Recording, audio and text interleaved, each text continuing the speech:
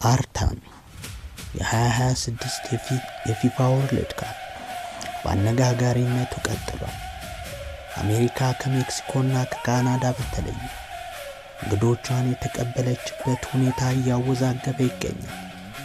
ፖለቲካ በስፖርት ቦታ ላይ ስፍራ አግኝቶ ራሽያን ከውድድሩ ያስወጣበት፣ ኢራንን ደግሞ በጥብቅ ፍተሻና በእገዳዎች ያንገላታበት፣ በዚህ በኩል ደግሞ ከአፍሪካ ሀገር የመጡ ልዑካን በአሸባሪነት ሰበብ በጥብቅ ፍተሻ ያለፉበት፣ አንዳንዶች ደግሞ ወደ ሀገራቸው የተመለሱበት ክስተት ሆኖ እያነጋገረ ይገኛል።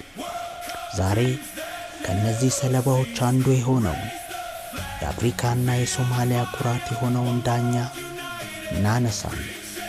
አብራችሁን ቆዩ።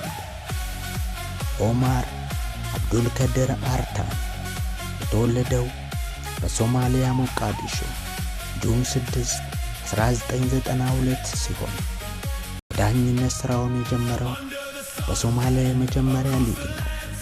አርታን እንደዛሬ በፊፋ የታወቀ ዳኛ ከመሆኑ በፊት በሶማሊያ አንቱ የተባለ ጥሩ ዳኛ ነበረ።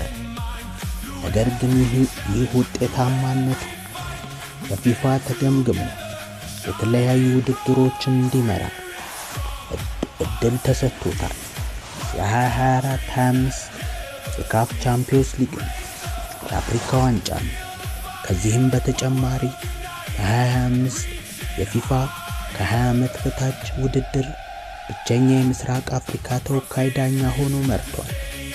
አርታን በስነ ምግባሩ ምስጉን የተባለ ዳኛ ሲሆን በቅርቡ የሶማሊያ ስፖርት ሚኒስቴር በለቀቀው ምስክርነት መሰረት አርታን የሶማሊያ ስፖርት እድገት ማሳያ የኩራት ምንጭ ነው ብሎ ገልጾታል።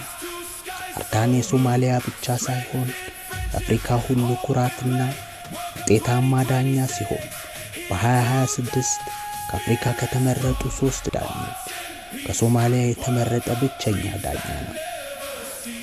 አሜሪካ ግን ትልቅ ሀገር ሆና ትንሽ በሆነችበት በ2026 የዓለም ዋንጫ ይህ የአፍሪካ ኩራት በአሸባሪነት ሰበብ ወደ ሀገሩ እንዲመለስ ተደርጓል።